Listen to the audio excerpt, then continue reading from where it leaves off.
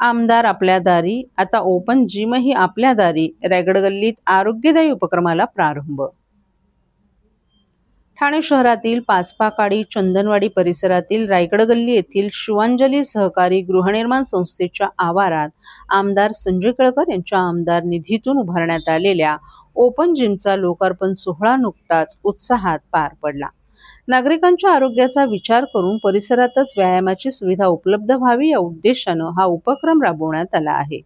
शहराचा विकास जितका महत्त्वाचा तितकंच नागरिकांचं आरोग्यही सुदृढ राहिलं पाहिजे या संकल्पनेतून जनसेवक आमदार संजय केळकर यांच्या आमदार आपल्या दारी उपक्रमानंतर आता ओपन जिम आपल्या दारी ही संकल्पना प्रत्यक्षात उतरली आहे.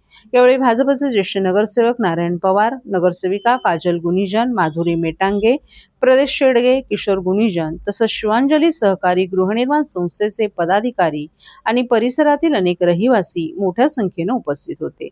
रायगड गल्ली परिसरात आधुनिक व्यायाम सुविधा उपलब्ध झाल्याने नागरिकांनी समाधान व्यक्त केलं असून या ओपन जिमचा लाभ सर्व वयोगटातील नागरिकांना होणार असल्याचं मतही उपस्थितांनी व्यक्त केले. गुणीजन जे आहेत ना ते फार एक्सप्रेस गाडी आहे, थांबतच नाही, ब्रेकच नाही गाडी. त्याच्यामुळे पुढचं कामाचं पण बुकिंग त्यांनी माझ्या लगेच केलं. आणि जेव्हा आम्ही ओपनिंग केलं त्याच वेळेला लक्षात आलं की वरती शेडची गरज आहे, कारण ऊन पाऊस कधीही येतो आणि काही त्याचा नियम राहिलेला नाही. आणि त्याच्यामुळे शेडचं पण आपण त्या ठिकाणी काम करू. जवळजवळ आपण 50च्या वर जिम या ठिकाणी कार्यरत करू, कारण या शहराचं आरोग्य चांगलं झालं पाहिजे, चांगलं राहायला पाहिजे. आणि आमदार आपल्या दारी, जिम पण आपल्या दारी. जाता येता तुम्हाला हातपाय मारायला, थोडा एक्सरसाइज करायला संध्याकाळच्या वेळेला त्याचा उपयोग होईल. आणि निश्चितपणे त्याची देखभाल जी आहे ती तुम्हीच करावं लागेल. त्याचं काही वेळेला त्याचे आता जिम तर मजबूत आहे, पार्ट बीट काही लवकर कुठे काही खराब होणार नाही, पण दैनंदिन देखभाल जर केली तर जास्त दिवस आपल्याला निश्चितपणे टिकेल. या निमित्ताने आपल्याला पुन्हा एकदा मी शुभेच्छा देतो आणि माझं बोलणं संपवतो. धन्यवाद. दादा, दात घासताय ना, मग पाणी का वाया घालवताय? ताई, भांडी घासा नाहीतर फोन पहा, पण नळ का चालू ठेवलाय? अंघोळ झाली ना करून मग शॉवर चालूच. कपडे धुताय पण पाणी वाया जातंय, त्याचं काय? गाडी अशी धुताय आणि उद्या पाणी कायमचं संपलं तर? पाण्यासाठी किती जणांची वणवण होते, कित्येक कुटुंबांना तर पाणी मिळतही नाहीये. पाणी बोलत नाही, पण आपण त्याची किंमत जाणली पाहिजे. पाण्याचा अपव्यय टाळा, परिस्थिती भीषण होऊ शकते. प्रत्येक थेंब जपा, पाणी वाचवा. पाणी ही निसर्गाची देणगी आहे. पाणी निर्माण करता येत नाही.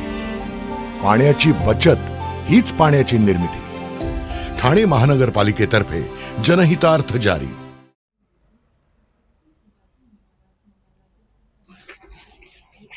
उपमुख्यमंत्री एकनाथ शिंदे आणि आमदार जितेंद्र आव्हाड एकाच मंचावर. कधीही विकास कामात राजकारण आणलं नाही. उपमुख्यमंत्री एकनाथ शिंदे यांची प्रतिक्रिया. कळवा येथील यशवंतरामा साळवी तरण तलाव पुनर्विकास आणि बहुउद्देशीय क्रीडा संकुलाचं भूमिपूजन पार पडलं असून यावेळी बोलताना उपमुख्यमंत्री एकनाथ शिंदे यांनी नगरविकास मंत्री असताना विरोधी पक्षाचे आमदार जितेंद्र आव्हाड यांच्या मतदारसंघातील कामांच्या फाईल्सवर मध्यरात्री 2:30 वाजताही सह्या केल्याचं सांगत कधीही विकास कामात राजकारण आणलं नसल्याचं सांगितलं. कळव्यात उभारले जाणारे आंतरराष्ट्रीय दर्जाचं क्रीडा संकुल संपूर्ण ठाणे जिल्ह्यासाठी महत्त्वाचं ठरेल आणि येथून राष्ट्रीय आंतरराष्ट्रीय स्तरावरील खेळाडू घडतील असा विश्वासही त्यांनी व्यक्त केला. यावेळी आमदार जितेंद्र आव्हाड यांनीही शिंदे यांच्या सहकार्याचं कौतुक करत मतदारसंघाच्या निधीसाठी त्यांचं सहकार्य नेहमीच लाभल्याचं सांगितलं. या कार्यक्रमात विधान परिषदेचे उपसभापती सचिन आहेर यांच्यासह इतरही मान्यवर उपस्थित होते. सुभाषनगर गांधीनगर येथील झोपडपट्टी पुनर्वसन योजना रखडवणाऱ्या विकासकाला नळपाडा येथील 1500 घरांच्या पुनर्वसनाचा प्रकल्प देण्याची प्रक्रिया SRAनं सुरू केली. या विरोधात स्थानिक रहिवाशांनी राष्ट्रवादी काँग्रेस शरद पवार पक्षाचे राष्ट्रीय सरचिटणीस डॉक्टर जितेंद्र आव्हाड यांच्याकडे दाद मागितली होती. त्यानुसार डॉक्टर जितेंद्र आव्हाड, जिल्हाध्यक्ष मनोज प्रधान आणि राष्ट्रवादी युवक काँग्रेसचे शरद पवार पक्षाचे प्रदेश सरचिटणीस उमेश अग्रवाल यांनी रहिवाशांसह SRA कार्यालयावर धडक दिली. यावेळी डॉक्टर जितेंद्र आव्हाड यांनी संबंधित अधिकाऱ्यांना चांगलंच फैलावर घेतलं. यावेळी या प्रकल्पात विकासक बदलण्याची कार्यवाही करण्यात येईल असं अधिकाऱ्यांनी स्पष्ट केलं. नळपाडा येथील 1500 घरांचा पुनर्विकास करण्याची प्रक्रिया सुरू करण्यात आली आहे. त्यासाठी SRA अधिकाऱ्यांनी रिट्स प्रॉपर्टी इंडिया या विकासकाला पुढे केले. ही कंपनी महाकाली बिल्डर्सचाच भाग आहे. या कंपनीला याआधी गांधीनगरमधील 2200 झोपडीधारकांनी सहमतीपत्र दिलं होतं. त्यानंतर 400 घरं पाडण्यात आली, मात्र त्यांना अद्याप भाडं अदा करण्यात आलं नाही. तसंच सुभाषनगर येथील SRA प्रकल्प 15 वर्ष रखडलाय. आता गांधीनगर येथील उर्वरित 1800 झोपडीधारकांनी घरं रिकामी करण्यास नकार दिलाय. आर्थिक डबघाई चाललेल्या महाकाली डेव्हलपर्स संचालित रिट्स प्रॉपर्टी इंडिया या कंपनीसाठी SRA अधिकारी पायघड्या का घालत आहेत असा सवाल करत रहिवाशांनी डॉक्टर जितेंद्र आव्हाड, मनोज प्रधान यांच्यासोबत SRA अधिकाऱ्यांची भेट घेतली. यावेळी विकासक बदलण्याची कार्यवाही करण्याबाबत आश्वासन देण्यात आले.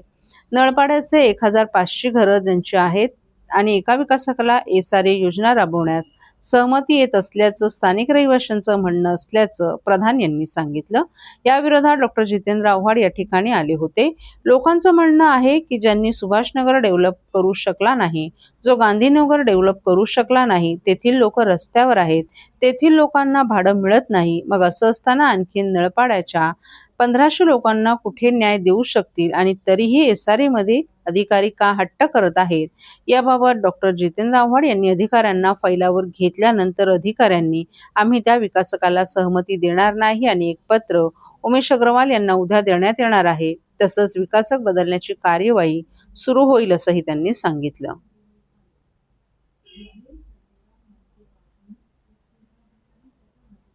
भेट दिलेली आहे. स्वतः आव्हाड साहेब होते. काय नेमकी चर्चा झाली अधिकाऱ्यांसोबत? असं आहे की तुम्ही माहोल बघताय, नळपाड्याचे 1500 घरं त्याच्यात आहेत आणि एक विकासकाला SRA LOI देतोय अशी चर्चा होती. त्याच्या विरोधात आव्हाड साहेब या ठिकाणी आले. लोकांचं म्हणणं असं आहे की ज्यांनी सुभाषनगर डेव्हलप करू नाही शकला, जो गांधीनगर डेव्हलप करू नाही शकला, तिथली लोक रस्त्यावर आहेत, तिथल्या लोकांना भाडं मिळत नाहीये. मग असं असताना आणखी नळपाड्याच्या 1500 लोकांना कुठे तो न्याय देऊ शकतो? आणि तरीही SRAचे अधिकारी हट्ट बांधून होते की त्याला कुठेतरी LOI मिळावा, म्हणून आव्हाड साहेब इकडे आलेले. आव्हाड साहेबांच्या याला मान देऊन अधिकाऱ्यांनी सांगितले की आम्ही काय LOI देणार नाही आणि एक पत्र उमेश अग्रवाल यांना उद्या देण्यात येईल. जी आज या ठिकाणी एका चालू दिवशी लोक आली त्याचं खरंच चीज झालं, कारण का आव्हाड साहेब इकडे आले आणि कुठेतरी 13-2ची कारवाई सुरू होईल असं वाटतंय. 13-2 काय, विकासक बदलण्याची कारवाई सुरू होईल असं दिसतंय.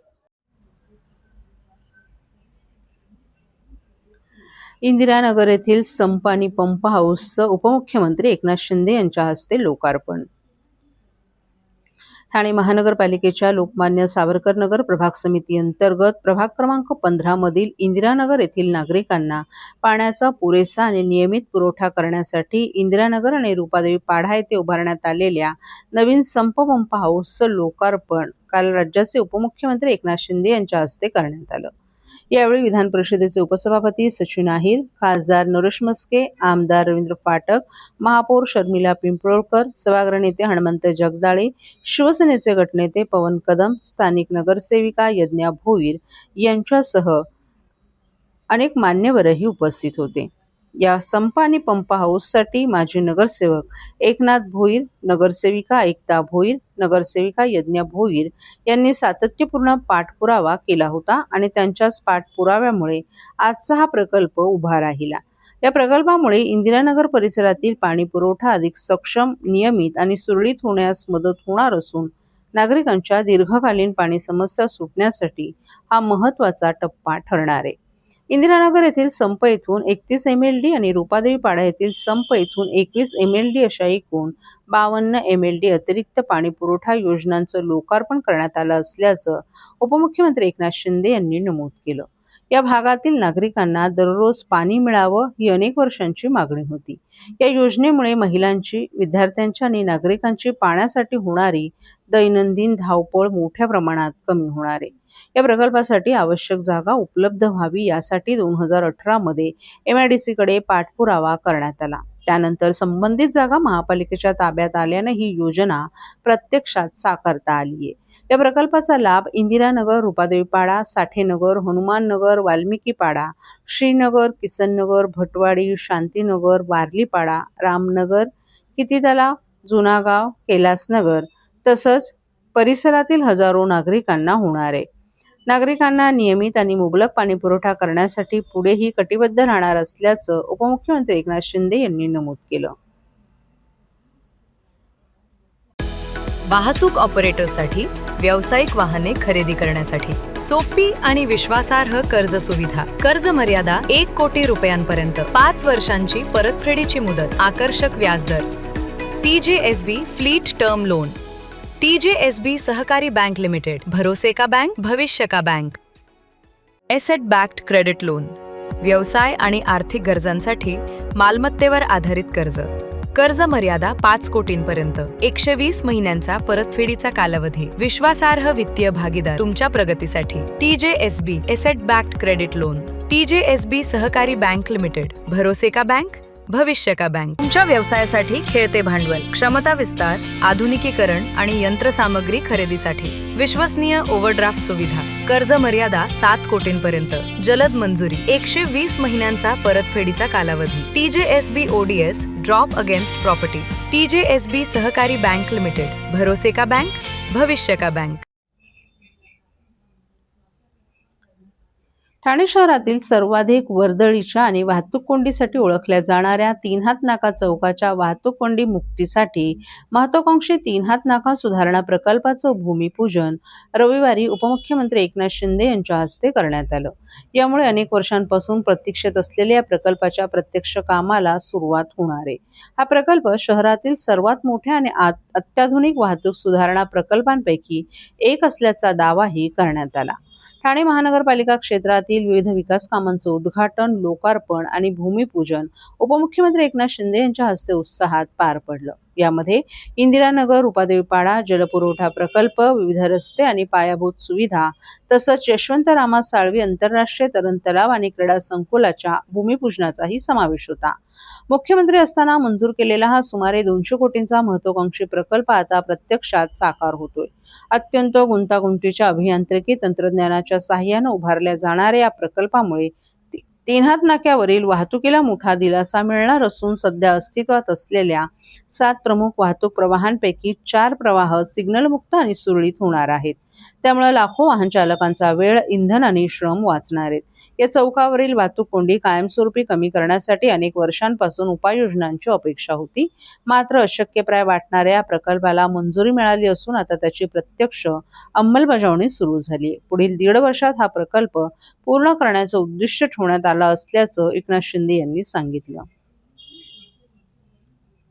याचा वाहतूक कोंडीपासून मुक्त होणार आहे. प्रकल्पाचं भूमिपूजन झालंय. काय सांगाल कशा प्रकारे ठाणेकरांना फायदा होणार आहे? खरं म्हणजे अतिशय चॅलेंजिंग असलेला प्रकल्प आहे. अतिशय डिफिकल्ट असा प्रकल्प आहे. कारण या ठिकाणाहून मुंबई महापालिकेच्या पाण्याची लाईन असेल, गॅस लाईन असेल, इलेक्ट्रिक लाईन असेल, अनेक युटिलिटी या इथून खालून गेलेल्या असल्यामुळे अतिशय म्हणजे कठीण हा प्रकल्प आहे. परंतु MMRDA ला सांगितल्यानंतर त्यांनी युरोपमधून कन्सल्टंट अपॉइंट करून या ठिकाणी या प्रकल्पाला त्याचं डिझाईन केलं, चालना दिली आणि त्याचा भूमिपूजन झालेलं आहे. जवळपास 4 ते 5 मिनिटं या ठिकाणी सिग्नलला लोकांना थांबावं लागत होतं. हा सगळ्यात लॉंगेस्ट सिग्नल आहे एशियामधला. आता हे सगळं कंप्लीट काम झाल्यानंतर फक्त 15 सेकंद या ठिकाणी थांबावं लागेल. त्यामुळे 4 ते 5 मिनिटं जी आहेत कमी होतील आणि इथल्या ठाणेकरांची जी गैरसोय होती ती दूर होईल. खऱ्या अर्थाने ठाणेकरांची स्वप्नपूर्ती आहे.